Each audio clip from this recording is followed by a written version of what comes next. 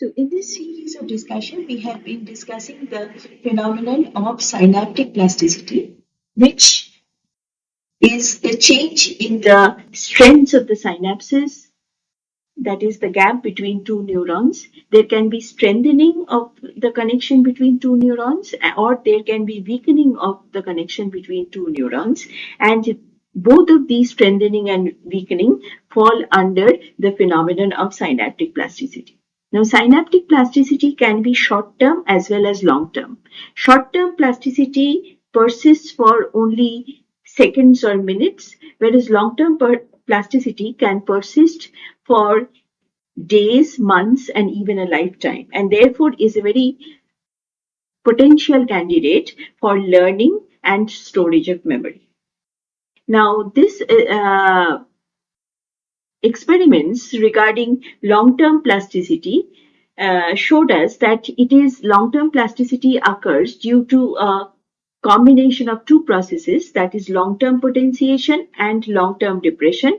In our previous lecture, we had seen the experimental setup in which we can indeed observe long-term potentiation and depression. We saw in this experimental setup that if there is a high frequency stimulation of the presynaptic neuron, then one gets a potentiation of increase in amplitude of action potential in the postsynaptic neuron, whereas if it is stimulated with low frequency stimulation, the presynaptic neuron, then we get depression, that is lowering of amplitude of the action potential at the postsynaptic neuron. Now, these experiments were performed using the hippocampal slices of the rat brain, and these were subjected to high frequency stimulation, which was known as tetanus. But surely such a process does not happen inside a real brain. So the question arises as to how does the long-term plasticity get implemented inside a real brain. So further experiments showed that there is a phenomenon which is called spike timing dependent plasticity, and this spike timing dependent plasticity therefore provided us a framework for understanding synaptic plasticity, which can really occur in brain circuits one spike at a time, and this is what we shall discuss now. Now, in this experimental setup, what we see is a presynaptic neuron and a postsynaptic neuron, and there is a stimulation at the presynaptic neuron, and this leads to the excitatory postsynaptic potential at the postsynaptic neuron. So the presynaptic axon is stimulated to induce an action potential in the postsynaptic neuron. So this is what we will call a pre-before-post regime. So an action potential in the presynaptic cell leads to an increased action potential in the postsynaptic cell after interval of approximately 20 milliseconds. Now, different frequency stimulation was used to stimulate the presynaptic neuron, and the increase in the excitatory postsynaptic current in the postsynaptic neuron was measured, and this amplitude in the EPSC was seen to increase over time, and this increase is therefore indicative of LTP. So there is evidence of long-term potentiation which happens in the pre-before-post regime, that is when the presynaptic neuron is fired before the postsynaptic neuron. Now, in the next part of the discussion, we have to consider that a neuron can receive synaptic connections from multiple other neurons. And what are the different kinds of synapses which can be formed? There can be axosomatic synapses, which are made due to the synaptic connection which is formed between a presynaptic neuron directly with the cell body of the postsynaptic neuron. There is the axodendritic synapses, where the synapse is formed between the presynaptic neuron and the dendrite, which is projecting out of the cell body of the postsynaptic neuron. This is the most common type of interaction which occurs. And also we can observe axonic synapses, in which the axon of the presynaptic neuron directly interacts with the axon of the postsynaptic neuron. Now, we had earlier also mentioned that inside a real brain, an axon neuron, a neuron can be engaged in interaction with multiple uh, other neurons. That is, hundreds, even thousands of other neurons. So this raises the possibility that a postsynaptic neuron can be stimulated by one presynaptic neuron, and before the another presynaptic neuron gets an opportunity to stimulate it. This is has been replicated, this phenomenon has been replicated in this experimental setup, in which this is the presynaptic and the postsynaptic neuron. The postsynaptic neuron is actually fired first due to an input it receives from another neuron. This is followed by the firing of the presynaptic neuron. So this is a post before pre-regime. So there is a large action potential which first represents a postsynaptic spike. After about a period of 30 milliseconds, there is the presynaptic input which is stimulated. Now, if one plots the excitatory postsynaptic potential in this regime, then which varies with time, then one sees that there is a reduction in the amplitude of the excitatory postsynaptic current if in this post before pre regime. So one can conclude that the postsynaptic activity, which if it occurs before the presynaptic activity, it causes a weakening of EPSC amplitude of the excitatory postsynaptic current. And this is what is happening during long-term depression.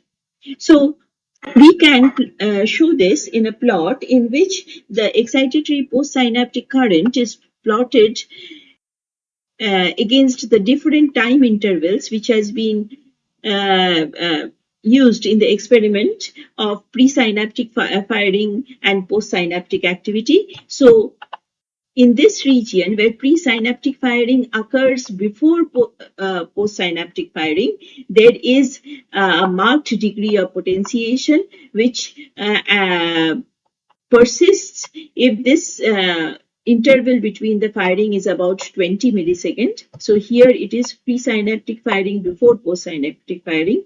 However, if the reverse thing occurs, that is, if the postsynaptic firing occurs before the presynaptic firing, there is long-term depression where the excitatory postsynaptic current is actually diminished. That is long-term depression.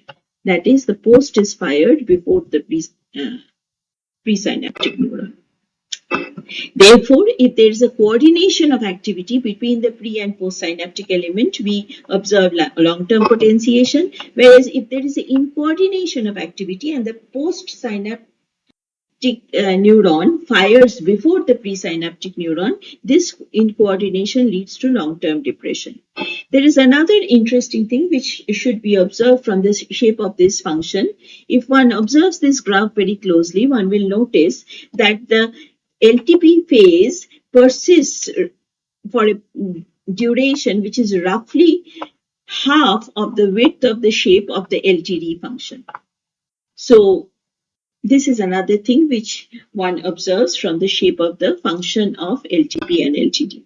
Now, this experimental setup is shown in the present animation. In this setup, the action potential in the sensory neuron produces EPSP, excitatory postsynaptic current, in the motor neuron. What happens is, if the interval between the stimulus in the sensory neuron is very large, that is 200 milliseconds, we observe there is the initial peak is high, but the final peak of the that is the amplitude of the postsynaptic potential in the motor neuron, is reduced. So there is synaptic depression. Now, however, if the interval between the synaptic neuron firing is very close, then one sees a huge amount of potentiation. So this is synaptic facilitation and hence long-term potentiation. Now, this, if you notice, is very much in sync with what Hebb had postulated. So if there is a in coordination of activity, that is post-synaptic neuron fires before pre, then there is a weakening of synaptic connection as Hebb had postulated. However, if there is a coordination of firing, that is pre-synaptic neuron fires before the post, there is a strengthening of synaptic connection. So what happens as a consequence? So there is a synaptic changes in strength of the synapses which occur and which changes the pattern of a firing of neurons in the network. This change can accumulate throughout the network, and this will ultimately lead to a large scale change in the configuration of the entire network and its resultant function. Now, synaptic plasticity can also play a very important role in brain development, especially in the phenomenon which is called the synaptic pruning. Now, what does this involve? This synaptic pruning has to do with the elimination of unnecessary or weak synaptic connection, but the concurrent strengthening of the actively used strong synaptic connections, which is observed during development.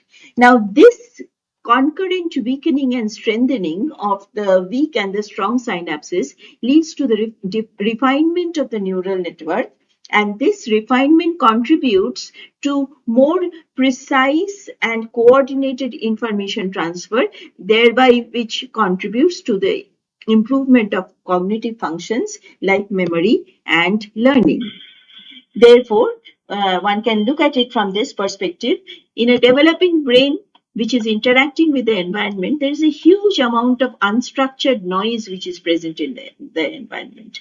And as we had observed that the interval of LTD is twice as large as the interval of LTP.